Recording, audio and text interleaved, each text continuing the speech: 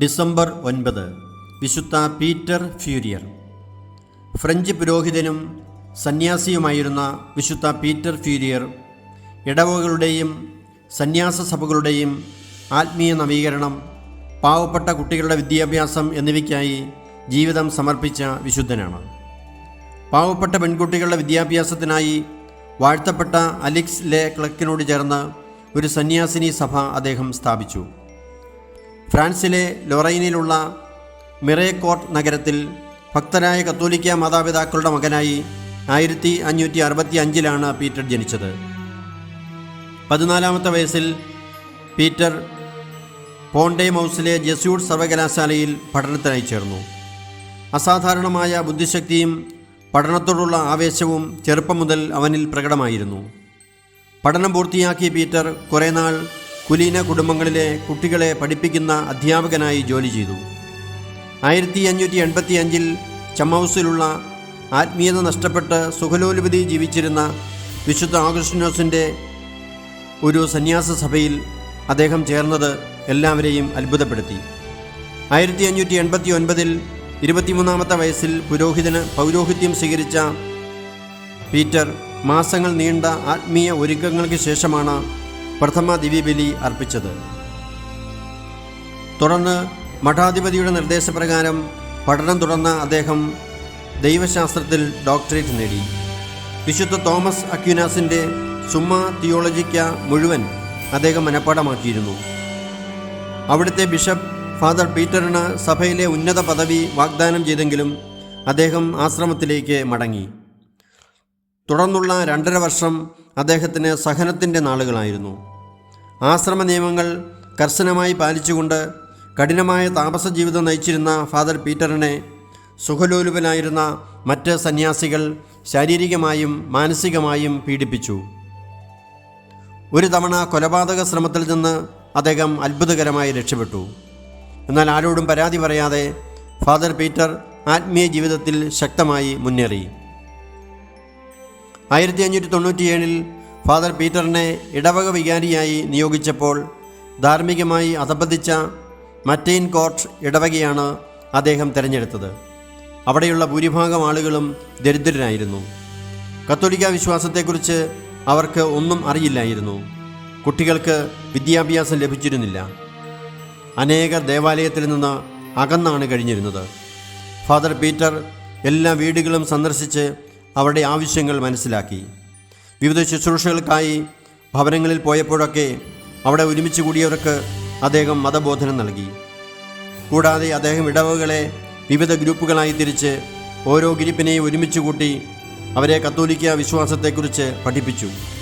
സമൂഹത്തിൽ നിലനിന്നിരുന്ന പുണ്യങ്ങളെക്കുറിച്ചും ദുശ്ശീലങ്ങളെക്കുറിച്ചും കുട്ടികൾ തമ്മിൽ തുറന്ന ചർച്ചകൾക്ക് അദ്ദേഹം അവസരമൊരുക്കി. ഇത് വളരെ വിജയകരമായ ഫലങ്ങൾ പുറപ്പെടുവിച്ചു. ഇടവക ജനങ്ങളുടെ സാമ്പത്തിക നില മെച്ചപ്പെടുന്നതിന് പലിശരഹിത വായ്പ നൽകുന്നതിനുള്ള ബാങ്കിംഗ് സംവിധാനം അദ്ദേഹം ആരംഭിച്ചു. പുരുഷന്മാരുടെയും സ്ത്രീകളുടെയും യുവതികളുടെയും കുട്ടികളുടെയും ആത്മീയ വളർച്ചയ്ക്കായി വിവിധ സംഘടനകൾ ഫാദർ പീറ്റർ ആരംഭിച്ചു. ഇടവകയിൽ പൂർണ്ണമായ ഒരു സന്യാസ ജീവിത ശൈലിയാണ് ഫാദർ പീറ്റർ സ്വീകരിച്ചത്. രാത്രിയുടെ ഭൂരിഭാഗവും അദ്ദേഹം പ്രാർത്ഥനയിൽ ചിലവഴിച്ചു. ആരുടെയും സഹായം സ്വീകരിക്കാതെ ഒറ്റയ്ക്ക് ജീവിച്ച അദ്ദേഹം ചിലവ് പരമാവധി കുറച്ച് ഇടവകയുടെ വരുമാനത്തിൻ്റെ ഭൂരിഭാഗവും ദരിദ്രർക്കായി ഉപയോഗിച്ചു. പലപ്പോഴും രോഗികളെ ശുശ്രൂഷിച്ചുകൊണ്ട് രാത്രി മുഴുവൻ അവരോടൊപ്പം അദ്ദേഹം ചെലവഴിച്ചു. ഫാദർ പീറ്റർ ഫ്യൂരിയറിൻ്റെ പ്രവർത്തനങ്ങളിലൂടെ മറ്റെയിൻ കോർട്ട് ഇടവകയിൽ അത്ഭുതകരമായ മാറ്റങ്ങളാണ് സംഭവിച്ചത്. പ്രൊട്ടസ്റ്റൻ്റ് വിശ്വാസത്തിൽ കഴിഞ്ഞിരുന്നവരെ എല്ലാം അദ്ദേഹം തിരിച്ചു കൊണ്ടുവന്നു. മറ്റെയിൻ കോർട്ട് ഇടവകയിലെ പ്രവർത്തനങ്ങളെക്കുറിച്ച് പഠിക്കാൻ മറ്റ് സ്ഥലങ്ങളിൽ നിന്ന് പുരോഹിതർ അവിടെ എത്തി. ആ പ്രദേശത്തെ മെത്രാൻ്റെ നിർദ്ദേശപ്രകാരം ഫാദർ പീറ്റർ മറ്റ് ഇടവകകളിലും പ്രസംഗിക്കുവാനായി പോയി.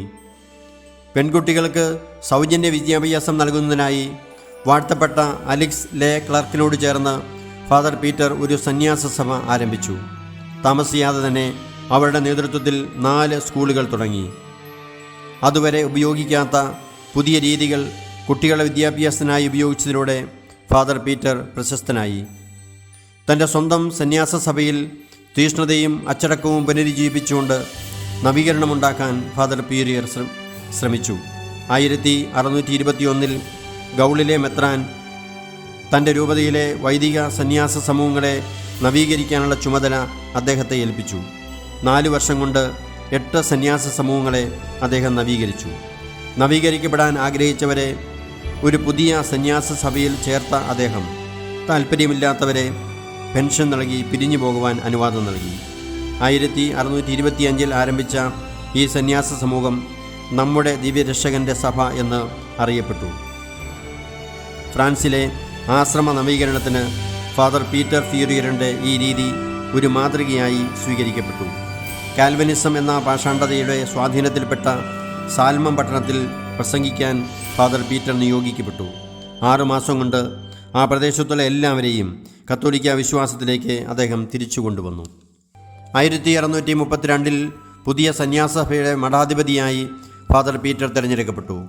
യൂറോപ്പിൽ നടന്ന 30 വർഷത്തെ യുദ്ധത്തിൽ പീറ്റർ ഫ്യൂരിയറിൻ്റെ സന്യാസ സഭ നിലനിന്നിരുന്ന ലൊറൈൻ പ്രദേശത്തിൻ്റെ ഭരണം ഫ്രാൻസിലെ ലൂയി 14 പിടിച്ചെടുത്തു. പുരോഹിതരും സന്യാസികളും ലൂയി രാജാവിനോട് വിധേയത്വം പ്രഖ്യാപിക്കുന്ന ഒരു പ്രതിജ്ഞ എടുക്കണമെന്ന് രാജാവ് ഉത്തരവിട്ടു. അങ്ങനെ ചെയ്യുന്നത് തൻ്റെ മനസ്സാക്ഷി അനുസരിച്ച് ശരിയല്ല എന്ന് തിരിച്ചറിഞ്ഞ ഫാദർ പീറ്റർ പ്രതിജ്ഞ ചെയ്യാൻ വിസമ്മതിച്ചു. തുടർന്ന് ഫാദർ പീറ്ററും സന്യാസ സഭ മുഴുവനും 1636 നാടുകടത്തപ്പെട്ടു. ബെൽഗണ്ടി എന്ന രാജ്യത്തുള്ള ഗ്രേ എന്ന നഗരത്തിലേക്ക് അവർ താമസം മാറ്റി. അവിടെ പ്ലേഗ് പടർന്നു പിടിച്ചപ്പോൾ അവർ രോഗബാധിതർക്ക് ശുശ്രൂഷകൾ നൽകി. പ്രവാസത്തിലായിരിക്കുമ്പോൾ 1640 ഡിസംബർ 9 ഫാദർ പീറ്റർ ഫ്യൂരിയർ സ്വർഗത്തിലേക്ക് യാത്രയായി. 1730 ബെനഡിക്റ്റ് 13 പാപ്പ അദ്ദേഹത്തെ വാഴ്ത്തപ്പെട്ടവനായി പ്രഖ്യാപിച്ചു. 1897 ലിയ 13 പാപ്പയാണ് ഫാദർ പീറ്റർ ഫ്യൂരിയറിനെ വിശുദ്ധനായി പ്രഖ്യാപിച്ചത്.